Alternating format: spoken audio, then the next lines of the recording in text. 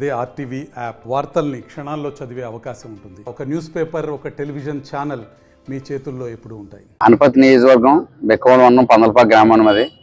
గత 4 రోజులుగా టీవీ ఛానల్లో వస్తున్న ప్రచారం ప్రకారంగా ముందు లిస్టులోనే రామకృష్ణారెడ్డి గారికి సీటు ప్రకటించడం మా నియోజకవర్గంలో చాలా ఆనందకరంగా జరిగింది. 4 రోజులుగా బీజేపీకి సీట్ అని చెప్పి టీవీల్లో ప్రచారం చేస్తుంటే మా కార్యకర్తలందరూ కూడా మనోభావాల్లోని ప్రతి ఒక్కరు కూడా చాలా ఇబ్బందులు పడుతున్నాం.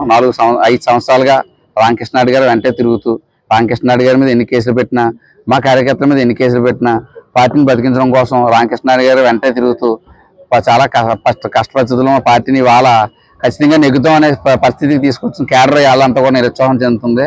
అనపతి సీటు ఖచ్చితంగా టీడీపీ సీటు గెలిచే తీరుద్దనే మా భావంలో ఉండగా ఇవాళ బీజేపీకి ఇవ్వడం అన్నదే ఈ సీటు చాలా కార్యకర్తలందరూ మనోభావాలు లోనవుతూ మా అధిష్టానాన్ని తెలియజేయాలని ఇవాళ నిరసన దీక్ష పెట్టాము.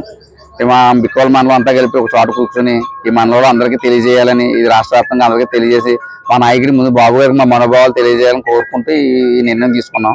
అలాగే ఇవాళ భువనేశ్వర్ గారిని కూడా కల్లా మా కేడర్ కొంతమంది వెళ్ళారు.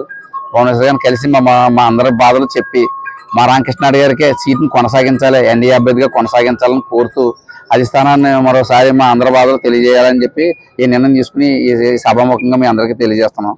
ఎన్నో కేసులు పెట్టించుకొని ఏదో ఈ వైసీపీ గవర్నమెంట్ మీద ఈ రామకృష్ణారెడ్డి గారు 5 సంవత్సరాలుగా పోరాటం చేస్తా ఉన్నారు. 40 కేసులు ఉన్నాయి ఆయన మీద. కార్యకర్తల మీద 200 కేసులు ఉన్నాయి.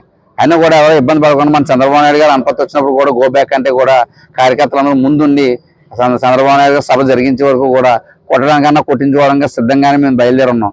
ఇలాంటి కేడర్ ఉన్నాయి ఇక్కడ ఎలా చేస్తే మనోభావాల్లో ఉన్నవి. పైగా 6 జిల్లాలకి, కృష్ణా జిల్లా నుంచి ఇచ్చాపురం వరకు 6 జిల్లాలకు కూడా రెడ్డికి అంటూ ఒక సీటు కూడా లేదు మన గవర్నమెంట్లో. ఉన్న ఏకైక సీటు రామకృష్ణారెడ్డి గారు. ఒక రెడ్డికి రేపు సమస్య వస్తే రెడ్డిలు ఎవరు చెప్పుకోవాలని పరిస్థితిలో రామకృష్ణారెడ్డి గారు ప్రతి మీటింగ్లోనూ భరోసా ఇస్తున్నారు. నాకు చెప్పండి, రెడ్డిలకి నేను ఉన్నాను, నేను చంద్రబాబు నాయుడు గారు డైరెక్ట్గా తీసుకెళ్లి మాట్లాడి మన కేడర్కి ఏ ఇబ్బంది వచ్చినా కూడా మన పార్టీ తరఫు నుంచి మీకు ఎటువంటి ఇబ్బంది రాదని చెప్పి గతంలో చంద్రబాబు నాయుడు గారు చెప్పారు. అలాగే రామకృష్ణారెడ్డి గారు కూడా చెప్పారు. వాళ్ళ రెడ్డి మనోభావాలు దెబ్బతిని పరిస్థితి ఉంది.